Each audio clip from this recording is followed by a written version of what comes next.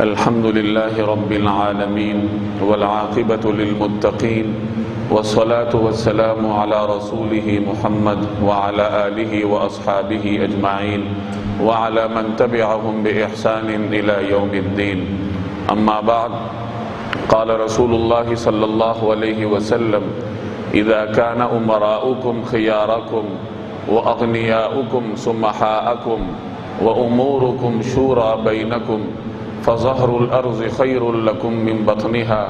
وإذا كان أمراؤكم شراركم وأغنياؤكم بخلاءكم وأموركم إلى نسائكم فبطن الأرض خير لكم من ظهرها، أو كما قال عليه الصلوات والتسلیمات. بزرگان محترم اور میرے عزیز دوستوں اور بھائیوں، اس روایت کا ترجمہ میں عرض کیے دیتا ہوں. نبی کریم صلی اللہ علیہ وسلم کا ارشاد ہے: اذا کان امراؤکم خیارکم، کہ جب تمہارے حکمران تم میں سے سب سے بہترین لوگ ہوں، وَأَغْنِيَاؤُكُمْ سُمَحَاءَكُمْ، اور تمہارے امیر لوگ سخی ہوں، سخاوت کرتے ہوں، لوگوں کی خدمت کرتے ہوں، وَأُمُورُكُمْ شُورَى بَيْنَكُمْ، اور تمہارے معاملات باہمی مشورے سے طے ہوتے ہوں. جب یہ تین خصوصیات کسی قوم میں پائی جائیں کہ ان میں سے ان کے حکمران سب سے بہترین لوگ ہوں، ان کے امیر لوگ لوگوں کی خدمت کرتے ہوں، سخاوت کرتے ہوں، اور ان کے باہمی معاملات مشاورت اور مشورے سے طے ہوتے ہوں، جب یہ تین خصوصیات پائی جائیں تو نبی کریم صلی اللہ علیہ وسلم نے ایسی قوم کے لیے ارشاد فرمایا کہ ظہر الارض خیر لکم من بطنہا، کہ جو زمین کی پیٹھ ہے وہ اس کے اندر سے تمہارے لیے بہتر ہے. جب کوئی قوم فنا ہوتی ہے، مر مٹ جاتی ہے تو زمین کے اندر چلی جاتی ہے، اور جب کوئی قوم حیات ہوتی ہے تو زمین کے اوپر رہتی ہے. تو یہ تین بہترین خصوصیات ہیں، اور جب کسی قوم میں پائی جائیں تو ان کے لیے زمین پر رہنا بہتر ہے. ان کا حق ہے کہ وہ زمین پر رہیں اور زندگی گزاریں. لیکن اگر معاملہ اس کے برعکس ہو کہ اذا کان امراؤکم شرارکم، کہ تمہارے حکمران تم میں سے بدترین لوگ ہوں، کہ قوم اپنے بدترین لوگوں کو اپنے اوپر حکمران بنا لے یا وہ ان پر مسلط ہو جائیں. وَأَغْنِيَاؤُكُمْ بُخَلَاءَكُمْ، اور تمہارے جو امیر لوگ ہیں وہ بخیل ہو جائیں، وہ زکوٰۃ صدقات نکالنے سے گریز کریں، وہ اپنے مال میں سے غریبوں کا حق ادا نہ کریں. وَأُمُورُكُمْ إِلَى نِسَائِكُمْ، اور تمہارے معاملات عورتوں کی مرضی سے طے ہوتے ہوں. جب یہ تین خصوصیات پائی جائیں تو فرمایا کہ بطن الارض خیر لکم من ظہرہا، کہ پھر زمین کا اندرونی حصہ اس کے بیرونی حصے سے بہتر ہے تمہارے لیے. یعنی اس قوم کو پھر جینے کا حق نہیں ہے بلکہ اس کا ٹھکانہ اس کی قبر ہے. تو یہ تین خصوصیات نبی کریم صلی اللہ علیہ وسلم نے بیان فرمائی کہ کسی قوم کو جینے کا حق اس وقت ہے جب اس کے اندر یہ تین چیزیں پائی جائیں. گزشتہ جمعہ میں نے اسلام کے نظام حکمرانی کے بارے میں چند اصول عرض کیے تھے. اسی سلسلے کو آگے بڑھاتے ہوئے مختصر وقت میں کچھ مزید گزارشات عرض کرتا ہوں. پہلی بات یہ سمجھ لیجئے کہ اسلامی تعلیمات کے مطابق حکومت کسی کا حق نہیں ہے. یہ تو آپ کو معلوم ہے کہ اگر کوئی شخص کوئی حق رکھتا ہو تو اپنے حق کے لیے وہ محنت بھی کر سکتا ہے، جد و جہد بھی کر سکتا ہے، اور بعض معاملات میں اس کو لڑائی کرنے کا بھی اختیار ہے، کیونکہ ایک چیز اس کا حق ہے تو وہ چیز اس کو ملنی چاہیے. تو ریاست اور حکومت کسی فرد کا حق نہیں ہے کہ وہ اس کے لیے جد و جہد کرے، بلکہ حکومت کو اسلامی تعلیمات کے مطابق ذمہ داری اور مسئولیت سے تعبیر کیا جاتا ہے کہ یہ ایک بوجھ ہے اور ذمہ داری ہے، اور ایک مرد مومن کو چاہیے کہ وہ اپنے آپ کو اس ذمہ داری سے بچائے. جو بھی ذمہ داری آپ کے اوپر ہوگی قیامت والے دن آپ اس کے لیے جواب دہ ہوں گے. اللہ تبارک و تعالیٰ کی بارگاہ میں سوال کا سامنا کرنا پڑے گا تو آدمی اپنے آپ پر اتنی ہی ذمہ داری لے جس قدر وہ اللہ تبارک و تعالیٰ کے حضور جواب دہی اور جواب دینے کی صلاحیت رکھتا ہے۔ تو حکومت کو اسلام کسی کا حق قرار نہیں دیتا کہ وہ اس کے لیے جد و جہد کرے، بلکہ یہ ایک مسئولیت اور ذمہ داری ہے، اور اسلام یہ تعلیم دیتا ہے، یہ تربیت کرتا ہے کہ مرد مومن کو چاہیے کہ وہ حد الوسع اپنے آپ کو حکومت کی ذمہ داری سے بچائے۔ ابو ذر غفاری رضی اللہ تعالی عنہ کی ایک روایت ہے کہ انہوں نے نبی کریم صلی اللہ علیہ وسلم سے درخواست کی کہ یا رسول اللہ مجھے کوئی عہدہ عنایت فرمائیے،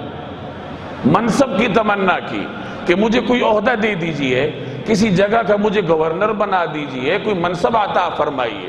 نبی کریم صلی اللہ علیہ وسلم نے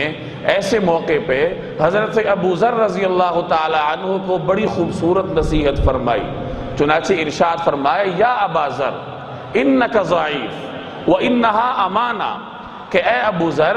میں تمہیں کمزور سمجھتا ہوں، تم کمزور ہو، اور یہ حکومت اور ذمہ داری یہ بہت بڑی امانت ہے۔ وَيَوْمَ الْقِيَامَةِ خِزْيٌ وَنَدَامَةٌ، اور قیامت والے دن یہی حکومت اور ذمہ داری انسان کے لیے باعث ذلت اور باعث ندامت ثابت ہوگی۔ اِلَّا مَنْ أَخَذَ بِحَقِّهَا، سوائے اس شخص کے جو حق کے ساتھ حکومت کو حاصل کرے اور پھر اس کے تقاضے پورے کرے تو پھر اس کے لیے اجر ہے، ورنہ عام طور پر حکومت اور ریاست کسی بھی شخص کے لیے قیامت والے دن ندامت اور ذلت کا باعث ہوگی۔ اور سنن ابی داؤد کی روایت ہے، یہی حضرت ابو ذر رضی اللہ تعالی عنہ کا واقعہ ہے کہ جب انہوں نے درخواست کی کہ مجھے عہدہ دیا جائے تو نبی کریم صلی اللہ علیہ وسلم نے ان سے ارشاد فرمایا کہ اے ابو ذر میں تمہیں کچھ کمزور سمجھتا ہوں کہ اس امانت کی انجام دہی کے لیے جو مطلوبہ صلاحیت اور معیار ہے وہ تمہارے اندر نہیں ہے، اور میں تمہارے لیے وہی پسند کرتا ہوں جو میں اپنے لیے پسند کرتا ہوں، لہٰذا کبھی دو آدمیوں پر امارت اور حکمرانی کو قبول نہ کرنا۔ یہ نصیحت فرمائی نبی کریم صلی اللہ علیہ وسلم نے حضرت ابو ذر رضی اللہ تعالی عنہ۔ ایک اور روایت ہے حضرت ابو ہریرہ رضی اللہ تعالی عنہ کی کہ نبی کریم صلی اللہ علیہ وسلم نے ارشاد فرمایا کہ ایک وقت آئے گا کہ تم لوگ امارت کے لیے، حکومت کے لیے حرص کرو گے، باہمی جد و جہد کرو گے۔ ایک پیشن گوئی فرمائی کہ اگرچہ یہ ذمہ داری ہے اور قیامت کی دن جواب دہی ہے، لیکن جب لوگوں کے دلوں سے جواب دہی کا احساس نکل جائے گا اور اللہ تبارک و تعالیٰ کے سامنے کھڑے ہو کر سوال جواب کرنے کا جو خوف ہے جب وہ دل سے نکل جائے گا تو پھر یہ معاملہ ہوگا کہ لوگ حکمرانی کے حصول کے لیے جد و جہد کریں گے، حرص کریں گے۔ ہر شخص کی یہ خواہش ہوگی کہ مجھے وزیر اعظم بنا دیا جائے، مجھے حکمران بنا دیا جائے، مجھے ممبر بنا دیا جائے۔ تو یہ اس وقت ہوگا جب لوگوں کے دلوں سے اللہ تبارک و تعالیٰ کے حضور جواب دہی کا تصور نکل جائے گا۔ حضرت عمر رضی اللہ تعالی عنہ کتنے بڑے خلیفہ گزرے ہیں، ان کے بارے میں آتا ہے کہ وہ یہ فرمایا کرتے تھے، مشہور جملہ ہے آپ نے بار بار سنا ہوگا، کہ اگر فرات کے کنارے پر ایک اونٹ بھی ضائع ہو جائے، مر جائے، تو قیامت والے دن عمر سے اس کے بارے میں باس پرس ہوگی۔ اتنی بڑی ذمہ داری ہے خلافت یا حکومت۔ حضرت عمر رضی اللہ تعالی عنہ کا جب آخری وقت ہوا تو ان سے عرض کی گئی کہ آپ اپنے بعد اپنے بیٹے عبداللہ بن عمر کو خلافت کے لیے نامزد کر دیں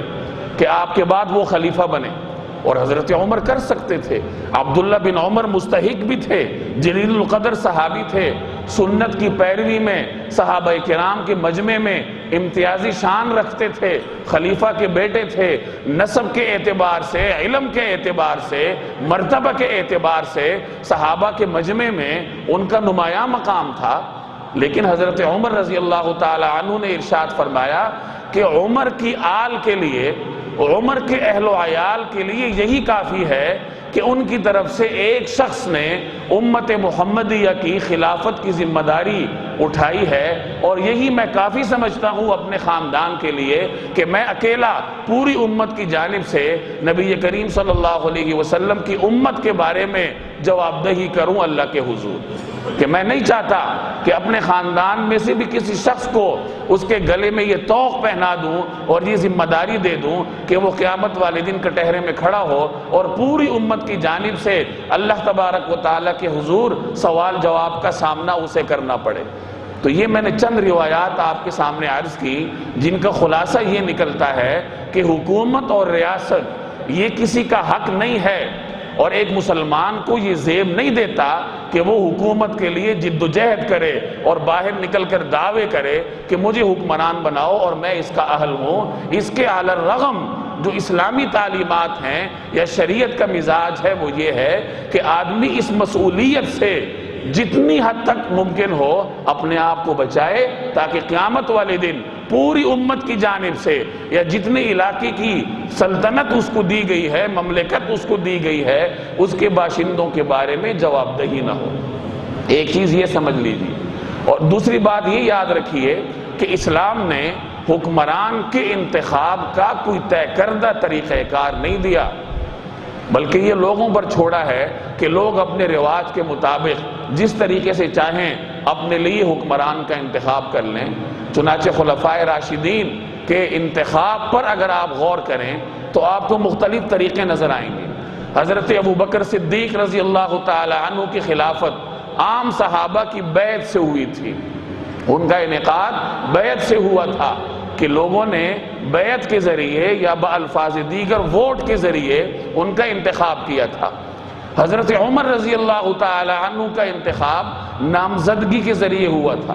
حضرت ابوبکر صدیق رضی اللہ تعالی عنہ نے اپنے بعد ان کو نامینیٹ کیا تھا کہ میرے بعد خلافت کا مستحق عمر بن خطاب ہے، لہٰذا وہ خلیفہ بنے گا۔ یہ الگ بات ہے کہ ابوبکر صدیق کے اس نامزدگی پر عام صحابہ کرام اور جو ریاست مدینہ کی عوام تھی وہ مطمئن تھی اور انہوں نے اس کی توثیق کی۔ تو خلفائے راشدین کے انتخاب میں آپ کو مشاورت بھی ملے گی، آپ کو نامزدگی بھی ملے گی۔ گزشتہ جمعہ میں نے ایک بات عرض کی تھی کہ اسلام کو نامزدگی کے طریقہ کار سے کوئی خاص بحث نہیں ہے،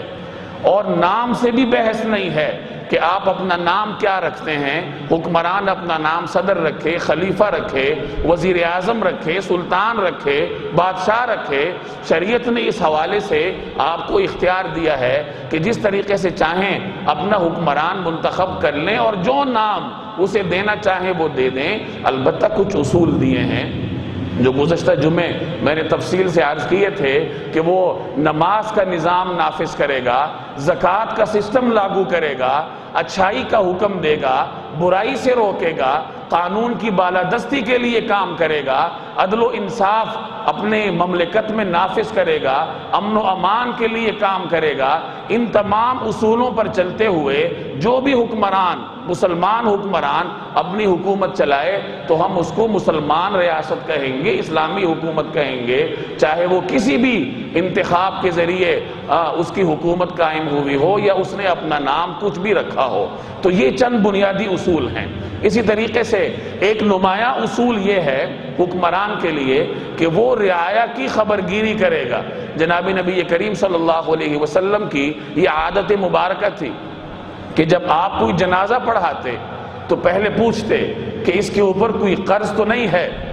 اگر پتہ چلتا کہ اس کے اوپر قرض ہے تو آپ اس کا جنازہ پڑھانے سے انکار فرماتے اور کسی صحابی کو آگے کر دیتے کہ تم جنازہ پڑھاؤ۔ اب اس میں ایک حکمت یہ بھی تھی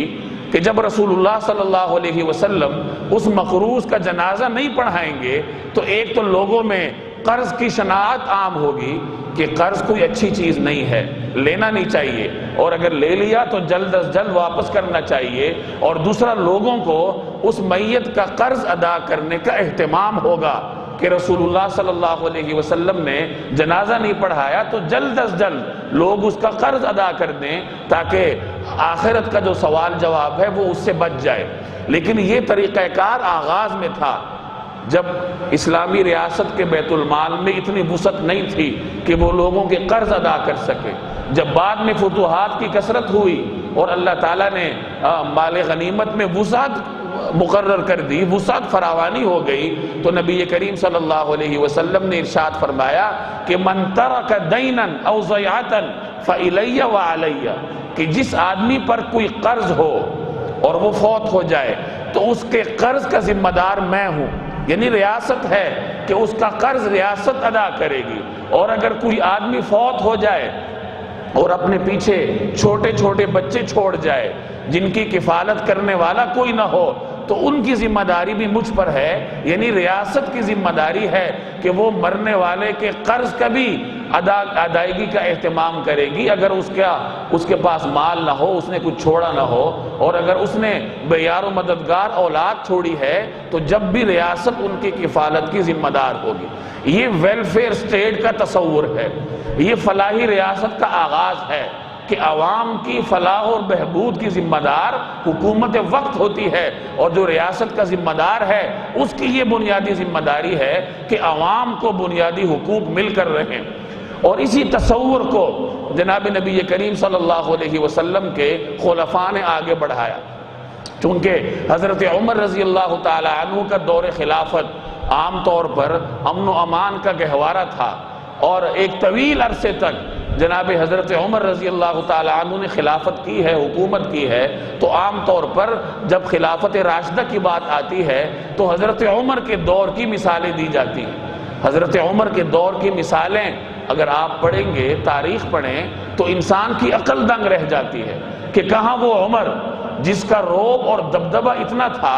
کہ قیصر اور کسریٰ عمر کا نام سن کر باوجود وقت کے سپر پاور ہونے کے لرزہ بندام ہو جاتے تھے، ان پہ زلزلہ طاری ہوتا تھا عمر کا تصور کر کے، لیکن وہی عمر حکمران ہونے کے باوجود پیوند والا لباس پہنتا ہے، یہ اس کا زندگی کا انداز ہے، فرش پر سوتا ہے، رات کو اٹھ کر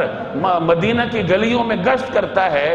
اپنی رعایا کی خبرگیری کے لیے، اور گشت کرتے کرتے جہاں جگہ مل جاتی ہے وہیں پڑا سو جاتا ہے، کوئی اینٹ اپنے سرہانے رکھ کر۔ چنانچہ ایک مرتبہ کسی غیر مسلم مملکت کا کوئی سفیر آیا، اب اس نے تو عمر فاروق کا نام سنا تھا کہ ہمارا بادشاہ سونے کی تخت پر بیٹھ کر عمر فاروق کا نام سن کر لرزتا ہے، تو اب اس کے دل میں ایک خیال تھا کہ جب ہمارا بادشاہ لرزتا ہے ایسے آدمی کا نام سن کر تو یقیناً اس کا پروٹوکول اور اس کا جو بندوبست ہے وہ ہمارے بادشاہ سے کہیں گنا بڑھ کے ہوگا۔ چنانچہ وہ عمر فاروق کا پوچھتا پوچھتا مدینہ آیا کہ میں نے ملنا ہے، دربار کدھر ہے؟ تو اسے بتایا گیا کہ بھائی یہاں کوئی دربار وربار نہیں ہوتا۔ پوچھا کہ خلیفہ کہاں ملیں گے؟ تو بتایا گیا تلاش کرو، ادھر کسی گلی میں مل جائیں گے۔ چنانچہ وہ تلاش کرتا کرتا ایک مقام پر پہنچا تو حضرت عمر رضی اللہ تعالی عنہ تھکاوٹ کی وجہ سے ایک گلی میں آرام فرما رہے تھے، ننگی زمین پر لیٹ کر، اور سرہانے اینٹ رکھی ہوئی تھی، تو وہ یہ صورتحال دیکھ کے دنگ رہ گیا۔ یہ طرز زندگی تھی، یہ لائف سٹائل تھا ان کا۔ جب مدینہ میں قحط پڑا تو حضرت عمر رضی اللہ تعالی عنہ نے اچھی غذا اپنے اوپر حرام کر دی کہ جب میری رعایا کو خوراک نہیں ملتی، اچھی غذا نہیں ملتی، مدینہ میں قحط ہے، تو عمر کو بھی یہ حق نہیں ہے کہ وہ اچھی غذا کھائے۔ چنانچہ گوشت کھانا یا روغن کھانا، گھی کھانا حضرت عمر نے قحط کی دنوں میں اپنے اوپر حرام کر رکھا تھا، نہیں کھاتے تھے، عوام کو مہیا کرتے تھے۔ اور آپ کے غلام، آپ کے جو ذاتی ملازم تھے حضرت اسلم رحمہ اللہ تعالی، ان کا یہ بیان ہے کہ مجھے یہ ڈر تھا کہ اگر یہ قحط کچھ لمبا ہو گیا تو کہیں عمر اپنے آپ کو ہلاک نہ کر بیٹھے کہ کام بہت زیادہ کر رہا ہے اور غذا کھاتے نہیں ہیں، خوراک کا خیال نہیں رکھتے، اپنے اوپر بوجھ لیا ہوا ہے، تو کہیں ایسا نہ ہو کہ اپنے آپ کو ہلاکت میں نہ ڈال لیں۔ یہ ان کا طرز زندگی تھا، اور رعایا کی خبرگیری کا یہ عالم تھا کہ یہی اسلم کی روایت ہے جو ان کے ذاتی ملازم تھے کہ ایک مرتبہ مدینہ طیبہ کی آبادی سے 3 میل دوری کے فاصلے پر حضرت عمر گشت پر تھے، میں ان کے ساتھ تھا۔ اچانک انہوں نے دیکھا کہ ایک جگہ ایک عورت ہے، اس نے آگ جلائی ہوئی ہے، ہانڈی چڑھائی ہوئی ہے، اور 2-3 بچے ارد گرد رو رہے ہیں، بیتاب ہے۔ تو حضرت عمر رضی اللہ تعالی عنہ نے اس عورت سے پوچھا کہ کیا مسئلہ ہے، یہ بچے کیوں رو رہے ہیں اور یہ ہانڈی میں کیا ہے؟ تو اس عورت نے جواب دیا کہ میرے پاس کھانے پینے کو کچھ نہیں ہے، بچے بھوک سے بیتاب ہیں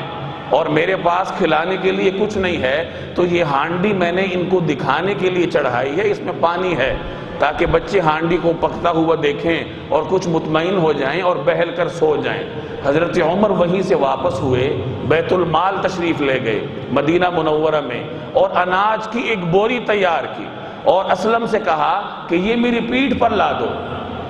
تو انہوں نے عرض کیا کہ امیر المومنین میں حاضر ہوں، میں اپنی پیٹھ پر اٹھا لیتا ہوں اور آپ کے ساتھ چلوں گا، آپ کو یہ زیب نہیں دیتا کہ آپ اپنی پیٹھ پر بوری لا دیں۔ تو حضرت عمر اتنے بیتاب تھے کہ جلد از جلد یہ بوری وہاں پہنچے، چنانچہ فرمایا کہ میری پیٹھ پر لا دو، اور کیا قیامت والے دن بھی میرا بوجھ تم اٹھاؤ گے؟ یہ میرا بوجھ ہے، میں خلیفہ ہوں مسلمانوں کا، تو مجھے اپنا بوجھ خود اٹھانے دو۔ چنانچہ وہ بوری اٹھائی اور 3 میل کا فاصلہ طے کیا، اس عورت کے ہاں پہنچے اور خود اپنے ہاتھوں سے اناج نکال کر ہانڈی تیار کی۔ چنانچہ وہ ملازم کا بیان ہے کہ میں نے دیکھا کہ عمر بن خطاب باوجود جلیل القدر خلیفہ ہونے کے خود ہانڈی تیار کر رہے تھے اور آگ میں پھونکے مار کر آگ کو بڑھا رہے تھے، چولہا پھونک رہے تھے، اور ان کی گھنی داڑھی میں سے دھواں نکل رہا تھا۔ پوری ہانڈی تیار کی اور پھر بچوں کو کھلایا،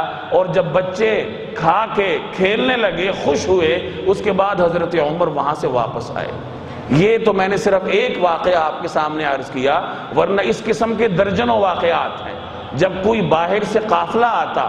تو حضرت عمر خود اس کی خبرگیری کے لیے جاتے۔ عبد الرحمن بن عوف جلیل القدر صحابی ہیں، وہ فرماتے ہیں کہ ایک مرتبہ عمر بن خطاب میرے دروازے پہ آئے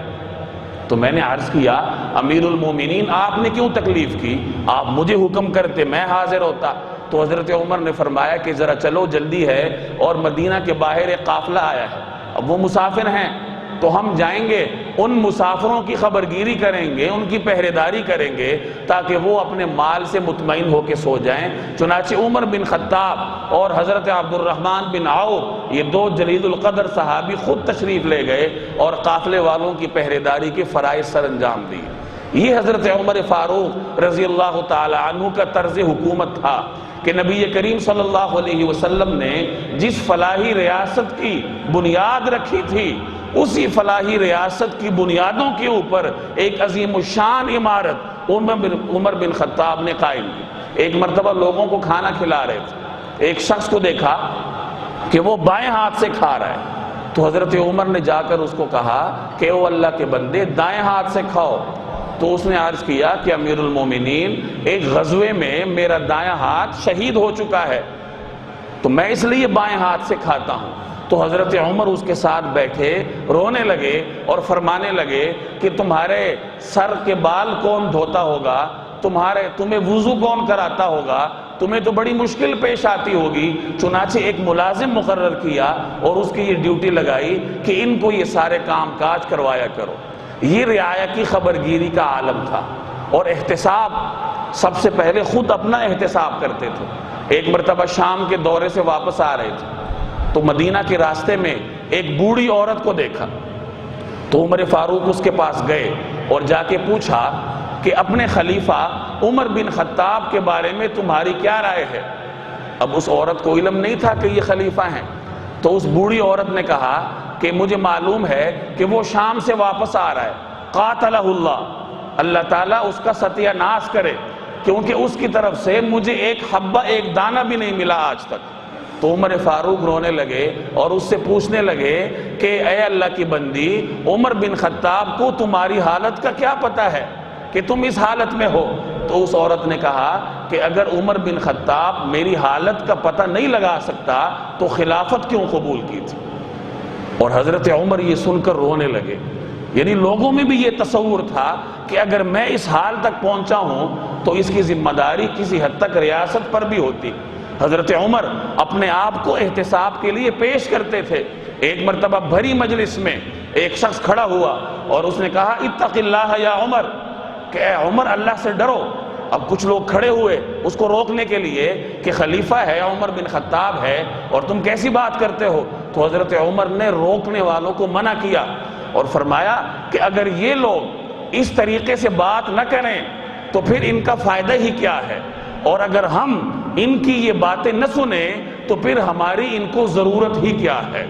کہ عوام کی یہ ذمہ داری ہے کہ وہ حاکم کی باز پرس کریں، اس کا محاسبہ کریں، اور حاکم کی یہ ذمہ داری ہے کہ وہ عوام کے محاسبے کے لیے اپنے آپ کو پیش کرے۔ تو عمر بن خطاب پہلے اپنے آپ کو پیش کرتے تھے، اور نمبر 2 وہ اپنے عمال اور گورنروں کی بڑی سخت خبرگیری کرتے تھے۔ جب کسی گورنر کو مقرر کرتے تو کچھ شرائط پیش کرتے اور فرماتے کہ ترکی گھوڑے کا استعمال نہیں کرنا، یعنی اچھی سواری تمہارے استعمال میں نہیں ہونی چاہیے۔ نمبر 2 باریک کپڑا نہیں پہننا،